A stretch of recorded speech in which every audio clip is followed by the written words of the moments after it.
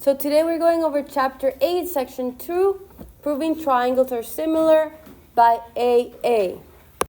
So here we have AA similarity theorem. It states that if two angles of one triangle are congruent to two angles of a second triangle, then the two triangles are similar. Guys, this is only true for two triangles. It's only for triangles. So in this example, they're telling us that triangle ABC is similar to triangle DEF, and they show us right here that these two angles are congruent, and they show us right here that these two angles are congruent. So that's an AA similarity theorem. It has two angles of one triangle are congruent to the angles of the other one. Remember how I said last section that we were only able to tell they're similar based on angles, not on sides, because the side is what varies based on the triangle as long as the angles are congruent. They want us to tell whether the triangles are similar or not. And we got to figure out whether it's a yes or they're not. Now, in this triangle, I want you guys to realize that these two lines are parallel. And because they're parallel, if you guys remember the rules for the parallel lines and the transversal, I know we saw that last semester. All of these angles are congruent, and all of the blue angles are congruent. So because we know that this angle right here is congruent to this angle right here, right? And we know since they share this top angle in the top that I just marked in black, it's also congruent. So therefore, yes, this is similar by the corresponding angle.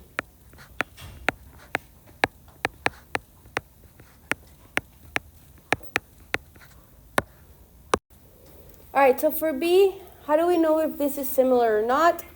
Well, in this case, we're using the theorem that we just learned, the angle-angle theorem, or AA, because they tell us this angle is congruent to this angle, and they're telling us this angle is congruent to this angle. Now, based on the theorem we just learned, this is enough information to say that this is similar by the AA theorem. Now, for the third one, we have to figure this out just a little bit. They're telling us up here that these two are congruent. Awesome. They're telling us that this is an isosceles triangle because we have the congruent marks right here on the sides. Based on what we know, this entire thing is an isosceles triangle, right? So we can say that this angle is congruent to this angle.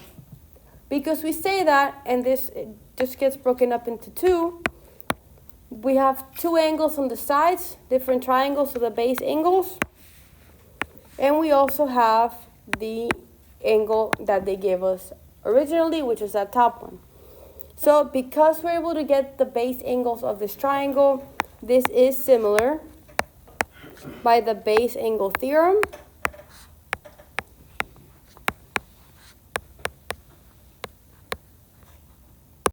Also, you have to figure out the base looking at the congruent. Remember, guys, do not assume information. Only what's given to you in order for you to solve it. If it's not given to you, you cannot solve it. In this case, the congruent signs were given, so we are able to tell this is an isosceles. So that's how we got to the base angles. But if they don't give you that congruent mark, this would have been a not similar triangle. So for this last one, again, they're telling us that these two angles are congruent. Now, I want you guys to realize these two triangles share an angle. We have this small triangle right here, and we have this big angle right here. They share this angle. Because they share that angle and it's drawn exactly the same, we can say that that angle is congruent for both triangles. So yes, this is similar because it has the same angle.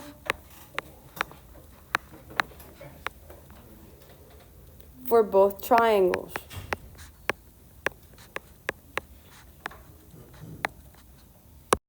So this is example 2. And in order to solve for it, guys, you have to find the scale factor.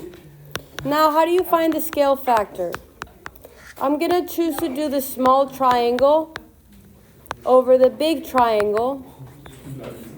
And I'm going to highlight them. We have the big triangle right here in black. Then we have the small triangle right here in blue. Now, remember, this is based on the whole triangle. So this entire side is for the big triangle. So we're going to do 3 plus 1 in order to get that 4 for the scale factor. And for the small triangle, it's just 3 because that is its complete side. So I'm going to now do 3 over 4 equals, again, the whole segment for the black one. So we're going to get x plus 5. And then just a small section for the small one because that is how big the small is, just 5. We're going to cross multiply, so we're going to be left with 3 times x plus 5 equals 4 times 5, which then that's going to simplify to 3x plus 15 equals 20. I will then subtract by 15 on both sides, which is going to give me 3x is equal to 5. Divide by 3, divide by 3, and I get x is equal to 5 over 3. Now, that answer would be completely acceptable. You guys do not have to put this into a decimal form.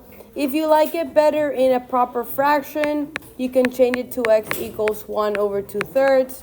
This is fine too. I just personally prefer improper, but either way would be fine. So we have triangle ABC is similar to triangle EBD. So we have the big triangle right here, ABC, and triangle EBD. Now, order matters, guys. I'm going to make sure to write that down. Order matters.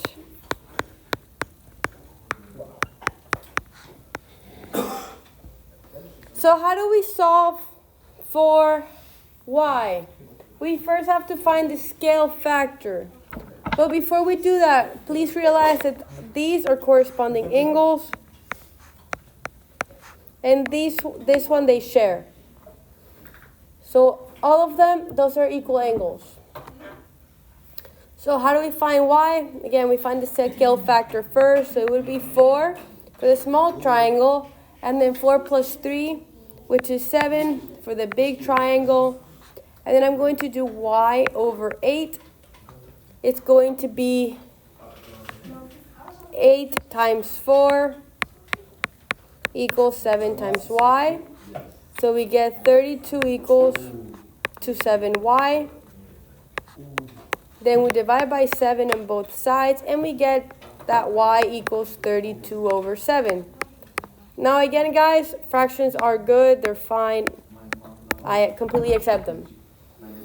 Now for B, we're just going over ratios. So if we have BA over BE over BA, we can say DB equals BC, ED equals AC. Again, those are just the parts that are proportional. And then to find x, we're going to use the same scale factor of, I'm going to do it up here, 4 over 7, 3 over 3 plus x. Then I'm going to actually change the color so it's able to follow along. So it's going to be 4 times 3 plus x equals 7 times 3 is 21. I'm going to distribute to get 12 plus 4x equals 21. I'm going to subtract 12. I get 4x is equal to 9. Divide by 4, and we get that x is equal to 9 over 4. Again, this is a perfectly fine answer. So x is equal to 9 over 4. Example 4, it says given AC is parallel to segment BD, prove that AOC is similar to BOD. Now I'm going to write the statements down and the reasons. I'm going to give you guys the statements, and I'm going to give you a minute to solve for the reasons.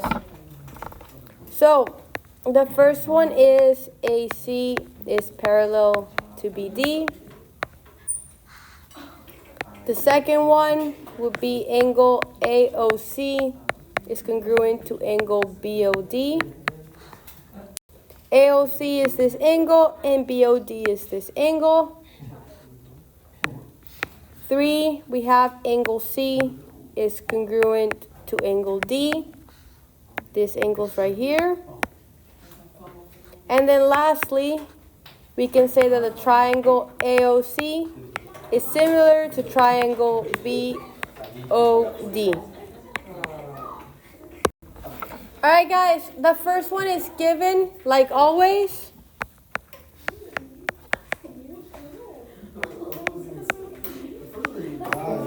Number 2, we have angle AOC is congruent to angle BOD. Those are vertical angles.